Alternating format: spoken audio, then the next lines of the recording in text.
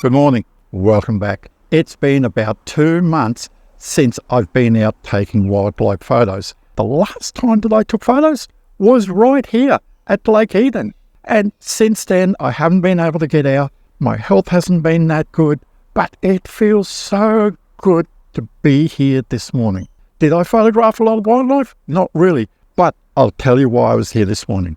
I came here because I've been seeing posts on Facebook of the sacred kingfishers. We're in late November, and this is the time of the year that the sacred kingfishers nest. And would you guess the first bird that I saw this morning? It wasn't the sacred kingfishers. It was yellowtail black cockatoos. I haven't photographed yellowtail cockatoos in many, many years. The last time was at Muggerabah Reserve behind Petrie. And I parked our car, opened the car doors, and the excitement was in my head. Yes, I'm going to photograph the sacred kingfishers. But I heard yellowtail cockatoos squawking, and they were very close, and I looked up, and there they were, less than 10 meters from my car. Quickly grabbed my camera, took some photos.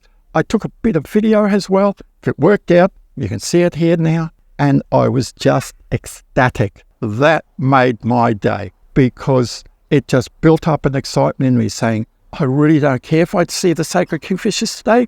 I am just happy to have seen yellowtail cockatoos for the first time in many years. I kept walking along.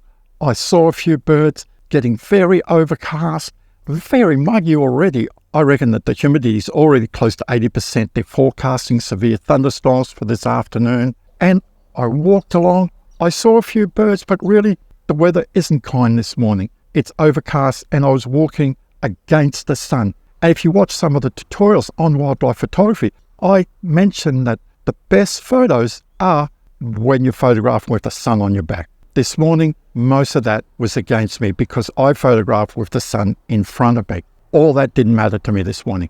I was just happy to get out and take some photos. I didn't take much video.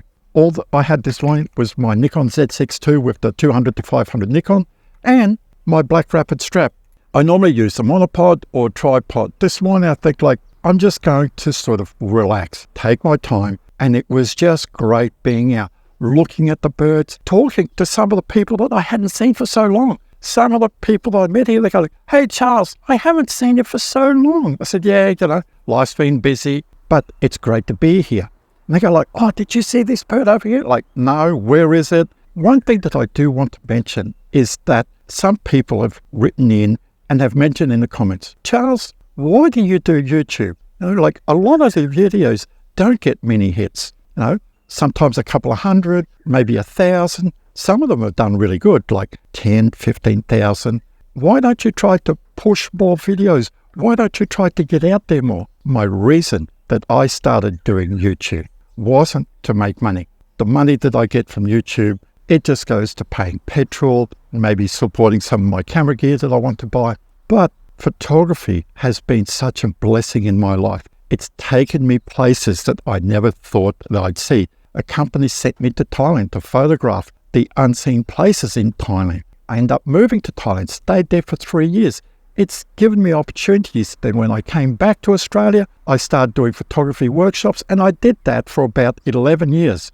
My health got bad, couldn't do workshops anymore. So this is why I started doing YouTube. This is why I'm doing these videos, to give back to this great hobby. And some of the comments that I get, it just keeps pushing me because it motivates me. I see times saying, this video has helped me so much. One of the tutorials that I done a couple of years ago on metering, the difference between spot metering, center weighted and matrix. This video has helped so many people. It is so simple, but it's helped people understand metering. And that brings me joy because I see that my knowledge has been able to help people like you understand photography better. That is my goal in doing YouTube tutorials, in being out here, showing people how I take photos. I'm not the best photographer, but it helps people understand that you don't need the best gear.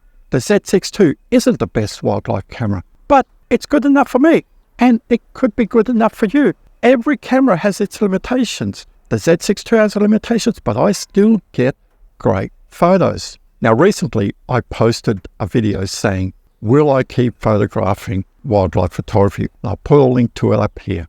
And the comments that I got were just so kind and thoughtful. And people were saying, Charles, don't give up. You've motivated so much. You've taught us so much. You know, the way that you explain things. It is so simple. We understand what you're talking about. And these people are telling me, don't give up. Keep going. Push ahead. And this gives me comfort. This gives me the motivation to keep going. So thank you to everyone who's commented on my videos. So here are some photos of the birds that I saw this morning. I hope you enjoy seeing these photos.